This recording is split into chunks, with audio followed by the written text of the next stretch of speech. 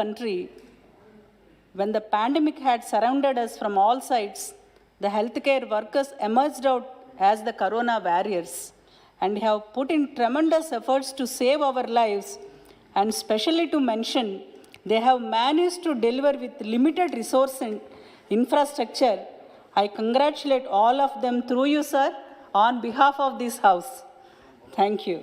And also, Chairman, sir, I am happy to mention from our state of Andhra Pradesh, we have managed to handle the situation well through a well thought out plan. Our village volunteers network system has been acclaimed throughout the country, with states like Kerala adopting it, and now even Britain has started implementing it. The village volunteers educated the people about the transmission of the virus, identified thousands of people who had returned from abroad, mapped the corona hotspots in the state, distributed the ration kits, and now are ready to contribute to the vaccination drive also. Though the healthcare professionals have won the corona war for us, but now is the time to introspect and prepare for the future. There were many shortcomings in our healthcare system which should now be analyzed and rectified so that the country is ready for any future medical emergencies. Honorable Chairperson, sir, in this light, the National Commission for Allied and Healthcare Professions Bill 2020 is a step in the right direction.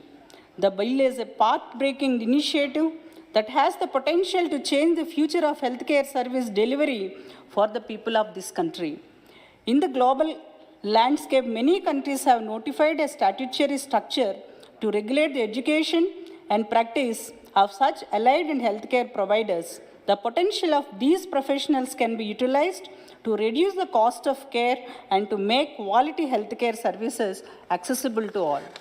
Honorable Chairperson, sir, to mention a few salient features of this bill, as already mentioned by our Honorable Health Minister Shri Harshavardhan Garu, this bill covers 56 professional profiles which are logically organized under 10 professional categories. It has been ensured that the bill clearly specifies the description of each category to demarcate the practice boundaries. Broadly allied health professionals are those who undergo minimum 2,000 hours and 2 to 4 years of training, and healthcare professionals are those who attain at the minimum of 3,600 hours or 3 to 6 years of education and training. Honorable Speaker, Chairperson, sir, the bill also provides for registration of all the allied and healthcare professionals, facilitating their career growth and improving their employment potential both within and outside India. This is also a unique opportunity to cater to the global demand of healthcare workforce, whereas as per WHO Global Workforce Report, a shortage of 1.8 crore healthcare workers is projected by the year 2030, of which almost half will likely be in the allied and healthcare professional space.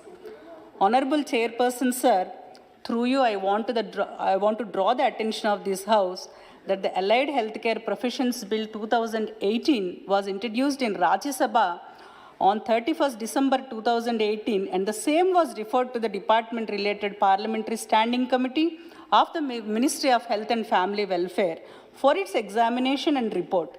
The committee, after detailed examination, recommended certain amendments to the said bill. Therefore, it has been decided to withdraw the pending bill and do introduce a new bill, namely the National Commission for Allied and Healthcare Professions Bill 2020, incorporating the recommendations made by the committee. To mention a few, I'll take only 1 or 2 minutes. The constitution of a National Commission for Allied Healthcare Professions for regulation and maintenance of standards of education and services, assessment of institutions, maintenance of a central register and state register of such professionals. Sir, the constitution of such professional councils for every recognized professional category is very necessary, and the need of the hour also to frame the right policies and standards for the governance of allied and healthcare related education and professional services. And I congratulate the government for this clause. Chairperson, sir, Constitution of a National Allied and Healthcare Advisory Council to advise Commission on the issues relating to allied and healthcare professionals. Constitution of state councils for ensuring the coordinated and integrated development of education and maintenance of standards of delivery of services. And I'm sure, sir, that these national and state councils would be extremely helpful in ensuring the highest standards of practice and better coordination. Honorable Chairperson, sir,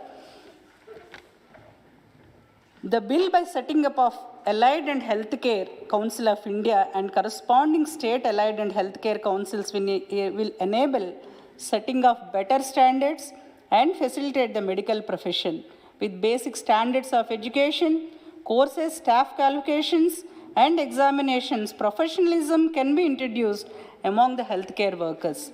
The impact of the bill would be a high-quality multidisciplinary healthcare system in the line of the Ayushman Bharat mission, moving away from a doctor-led model to a team-based model.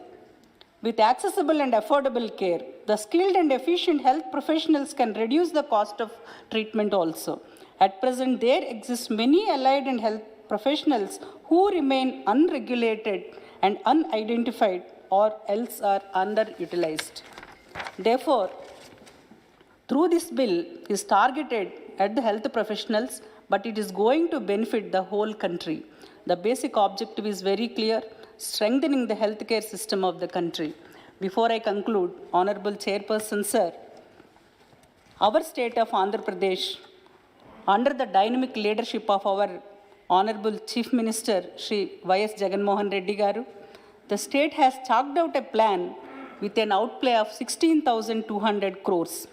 Reviewing Nadu Nedu scheme, which envisages revamping of government hospitals and setting up additional medical colleges, the state is now planning that every village in Andhra Pradesh will have a village health clinic, so that in the crisis like COVID-19, medical aid can be provided without any delay. So it is decided to set up 10,000 village health clinics, and for the purpose, rupees 2,026 crores has been earmarked. These sub-centers will be in addition to the existing 1,086 centers. We are also establishing 7 super specialty hospitals in tribal areas and 6 medical colleges with attached institutions with an estimated budget of 6,100 crore. Besides these, 15 more new medical colleges and nursing colleges along with the multi-speciality institutions have been proposed. Honorable Chairperson, sir, our party, YSR Congress Party, firmly believes that it is our duty to make provisions for affordable treatment. Right to health is a fundamental right guaranteed under Article 21 of the Constitution of India, and therefore we support this bill, sir. Thank you very much.